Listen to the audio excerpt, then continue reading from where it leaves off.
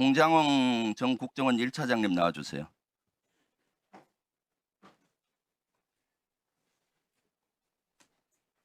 네, 그 1차장님은 12월 3일 날 비상계엄이 있는 날 한 20시경에 전화를 대통령이 전화가 올 테니까 전화 대기하라는 거 누구로부터 받았습니까? 처음에 대통령께서 전화를 하라고 하는 지시를 제 보좌관으로도 받았습니다. 아, 전화를 대통령한테 하라고? 예, 그럼 그런 지시가 있었다. 몇 대통령께서 시쯤, 전화를 하라고 하신다라는 지시를 전달받았습니다. 그러면은 몇 시쯤 그걸 받았죠? 예, 한 8시 좀 넘어섰는데 제가 저녁 8시 22분에 대통령께 전화를 드렸습니다. 아, 먼저 전화를 드렸어요? 예, 8시 그 22분에? 지시를 받고 네. 제가 전화를 먼저 드렸습니다. 그럼 그 대통령이 뭐라고 얘기를 했습니까? 무슨 보고를 했죠? 요지는 한두 시간 후에 중요하게 전달할 사항이 있으니 통신 축선에 대기하라는 지시였습니다. 아, 통신 숙선에 대기해라. 그렇습니다. 내용은 얘기 안 하고요. 예, 그 내용은 아마 그 중요한 얘기가 있는데 한두 시간 이후에 얘기하겠다라는 말씀으로 이해했습니다. 그리고 나서 그러면은 뭘로 유추했습니까? 사실 그때는 특별하게 유추할 수 있는 근거가 없었습니다. 그래서 그 다음에 다시 대통령한테 전화가 온 시간이 언제입니까? 8시 22분에 통화를 한 이후에 대통령께서 대기하라고 한 말씀이셨기 때문에 국정원 청사로 돌아가서 직무실에서 대기하고 있었습니다. 그리고 대기하고 있는 중에 10시 23분에 비상계엄이 일어난 부분을 TV로 보고 그 위에 한 30분 정도가 지난 10시 53분 정도에 대통령께서 전화를 주셨습니다. 그때는 대통령이 1차장한테 전화를 먼저 했다. 그렇습니다. 네. 어떤 내용의 전화를 했습니까? 전화 내용이 뭐였습니까? 첫 번째는 비상계엄을 발표한 사실을 확인했는가 하는 부분이고 두 번째는 아까 윤건영 의원님께서 질문했던 내용과 동일합니다. 중요한 요지는 그 방첩사령부를 적극 지원하라는 부분이 요지였습니다. 방첩사를 적극 지원하다. 그리고 또 있었잖아요. 뭐 잘 지원하면은 예산도 주고 수사권도 주겠다. 뭐 이런 얘기. 아니 그런 말씀은 아니셨고요. 네. 풀 텍스트를 직설화법으로 원하신다면 그대로 말씀드리겠습니다. 그럼 방첩사를 지원하라. 예, 전화를 받으니까 네. 비상계엄 발표하는 걸 확인했냐고 물으셨고 네. 그다음에 조금 좀 강한 어투라서 말씀드리기가 좀 어렵습니다만 하여튼 이번에 다 잡아들여서 싹 다 정리해라라고 말씀하셨습니다. 근데 그때 목적어가 없었습니다. 그래서 어느 누구를 그렇게 해야 되는지까지 잘 몰랐고 그렇다고 대통령께 누구를 체포하라는 말씀이십니까? 라고 여쭤보기도 뭐해서 잠깐 기다리고 있는데 대통령께서도 약간 말씀에 퍼즈가 있었습니다. 그러더니 지금 주시겠다는 건지 아니면 향후에 주시겠다는 건지 말씀하지 않은 상태에서 국정원의 대공수사권을 줄 테니 이번에는 일단 방첩사를 적극 지원해라. 아마 방첩사에 자금이면 자금, 인원이면 인원 무조건 지원해라고 말씀하셨습니다. 네. 그래서 비상계엄. 제가 네. 예 알겠습니다라고 답변했습니다. 그래요. 그래서 1차장은 방첩사령관한테 전화를 했나요? 그렇습니다. 몇 시에 했죠? 10시 53분에 대통령님 전화가 끝나자마자 대통령께서 지시하신 분이 방첩사를 지원해라라는 부분에 지셨기 때문에 이어서 바로 기억하기로는 11시 6분에 방첩사령관에게 전화했습니다. 방첩사령관한테 전화를 했는데 그때 방첩사령관하고 무슨 통화를 했습니까? 예, 박첩사령관의 11시 6분에 전화했던 것은 처음 전화가 아니고요.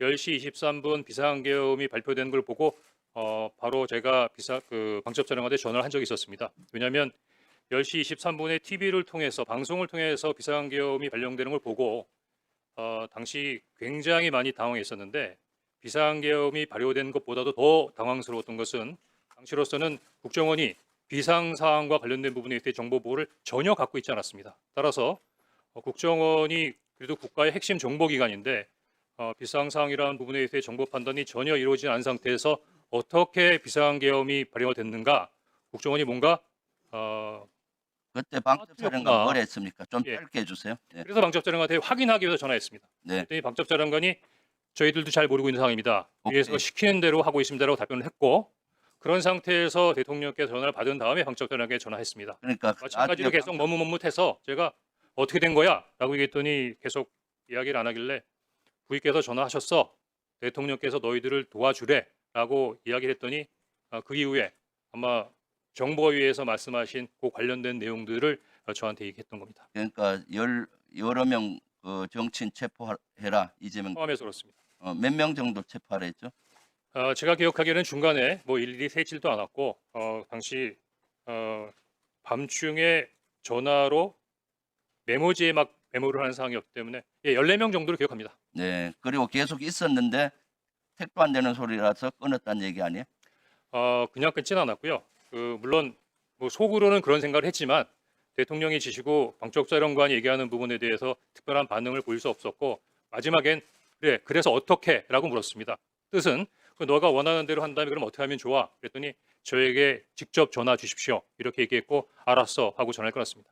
그래서 그것을 어떻게 조치했나요? 조- 구체적으로 말씀해 주십시오.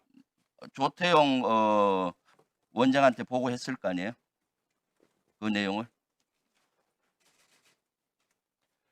제가 지난 1년 넘게 우리 조태용 아니, 원장님을 지금 시간이 많지 수시로 않으니까 들었습니다. 보고했죠. 예, 근데 원장님께서 저한테 보고를 받지 않았다라고 말씀하시고 계시기 때문에 제가 참 뭐라고 말씀드리기 좀 어려운데 몇 시에 보고했죠? 엄중한 자리인 만큼 네. 대통령으로부터 전화를 받았고 방첩사령관으로부터 엄중하고 민감한 사항에 대한 내용을 받은 것을 어떻게 데피티가 원장님께 보고드리지 않을 수가 있겠습니까? 또 지휘 개선으로도 잠깐만요. 시간이 없으니까 내가 질문하고 나머지 답변하세요. 그래서 조태용이 보고받고 그다음에 차장은 뭘 했고 국정원은 그다음 뭘 했고 그다음 조태용 원장이 그 사직서내라고 통보했잖아요. 그까지 좀 얘기. 원장님 송구합니다만 그냥 당시 제가 기억나는 대로 말씀드리겠습니다. 아마 국정원장께서는 하루에도 뭐 책 한두 권 정도의 정보 보고를 받으시고 워낙 많은 보고서를 받으시고 또 더구나 총리님께서도 말씀하셨지만 충격적인 상황이라 아마 당시 상황이 많이 헷갈리실 수 있으십니다. 더구나 제가 얘기한 부분이 굉장히 단편적이고 조태용 원장님께서 12월 6일 날 그 기자회견 하셨던 것처럼 제가 대통령께서 정치인을 체포하라고 지시하셨습니다라고는 보고하지 않았습니다. 다만 그 정황상 관련된 보고를 드렸는데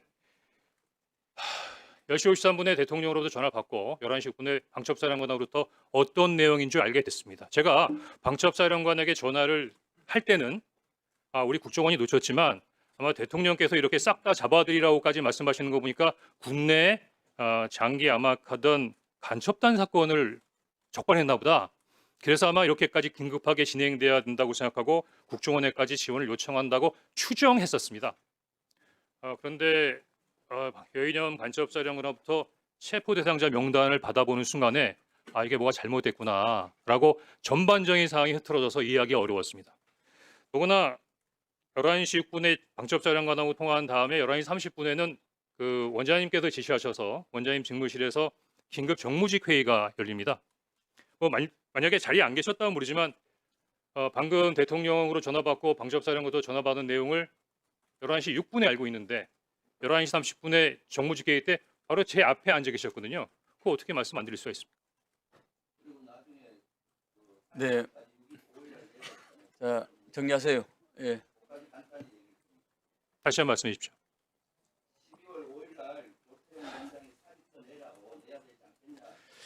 근데 그 부분도 지금 그 국정원장님께서는 그 홍장원 차장이 정치적 중립 위반 의무를 위반했기 때문에 경질했다고 말씀하시는데 알았어요. 12월 5일 날 저한테 말씀하신 내용하고는 전혀 다릅니다. 네, 추가해 주십시오. 네.